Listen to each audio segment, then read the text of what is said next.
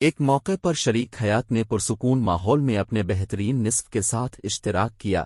بے شمار دن گزر چکے ہیں جب میں اپنے خاندان، رشتہ داروں اور ان کے بچوں سے نہیں ملا۔ میں ان سب کا گھر پر جمع ہونے کے لیے خیر مقدم کر رہا ہوں، اس لیے برائے مہربانی کل دوپہر کے کھانے کے وقت ایک مناسب ڈنر ترتیب دیں۔ میاں بیوی نے گول انداز میں کہا، انشاءاللہ اچھا معاملہ ہوگا۔ میاں بیوی نے کہا، پھر میں اپنے پیاروں کو خوش آمدید کہوں گا۔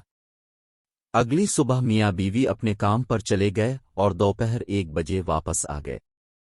اس نے اپنے دوسرے سے پوچھا، کیا تم نے کھانے کا انتظام کر لیا ہے؟ میرا خاندان اس حقیقت کے 1 گھنٹے بعد آئے گا۔ میاں بیوی نے کہا، نہیں، میں نے اس وقت کھانا نہیں پکایا کیونکہ اب کے خاندان میں چند مبہم لوگ ہیں، اس لیے گھر میں جو کچھ ہوگا وہ کھائیں گے۔ میاں بیوی نے کہا، اللہ آپ کو ہدایت دے۔ کل آپ نے مجھے کس وجہ سے نہیں بتایا کہ اب کھانے کا پلان نہیں کریں گے؟ وہ لوگ 60 منٹ کے بعد آ جائیں گے، پھر اس وقت میں کیا جواب دوں گا؟ میاں بیوی نے کہا، انہیں بلاؤ اور معافی مانگو۔ اس کا کیا حال ہے؟ وہ لوگ صرف آپ کے پیارے ہیں۔ میاں بیوی نے اڑا دیا اور مایوسی سے باہر نکل گئے۔ کچھ دیر بعد داخلی راستے پر ایک زوردار شور ہوا۔ جب میاں بیوی نے داخلی راستہ کھولا تو وہ یہ دیکھ کر حیران رہ گئی کہ اس کے اپنے گھر والے، رشتہ دار اور ان کے نوجوان گھر میں داخل ہو رہے تھے۔ میاں بیوی کے والد نے دریافت کیا، اب کا اہم دوسرا کہاں ہو سکتا ہے؟ اس نے کہا، وہ کچھ عرصہ پہلے باہر گئے ہیں۔ والد نے لڑکی کے ساتھ اشتراک کیا، اب کے دوسرے اہم نے کل ٹیلی فون پر لنچ پر ہمارا استقبال کیا۔ یہ کیسے ہو سکتا ہے کہ وہ کسی اور کے بغیر گھر سے اتار دے؟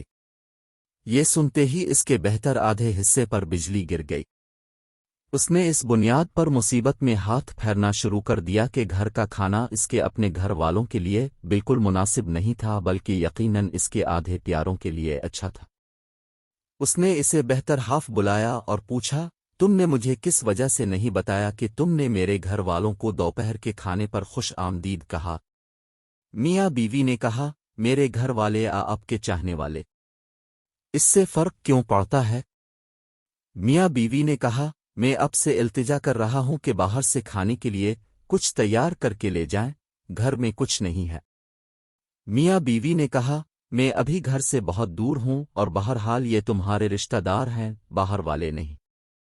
انہیں گھر میں وہی کھانا کھلائیں جیسا کہ آپ کو میرے پیاروں کا خیال رکھنے کی ضرورت ہے، اس مقصد کے ساتھ کہ یہ آپ کے لیے ایک مثال بن جائے جس کے ذریعے آپ یہ جان سکیں کہ میرے پیاروں کا خیال کیسے رکھا جائے۔ لوگوں کے ساتھ ویسا ہی سلوک کریں جیسا آپ چاہتے ہیں کہ وہ آپ کے ساتھ پیش آئے۔ یہ فرض کرتے ہوئے کہ آپ کو یہ مضمون پسند ہے، برائے مہربانی مجھے ریمارکس میں شامل کرنے دیں۔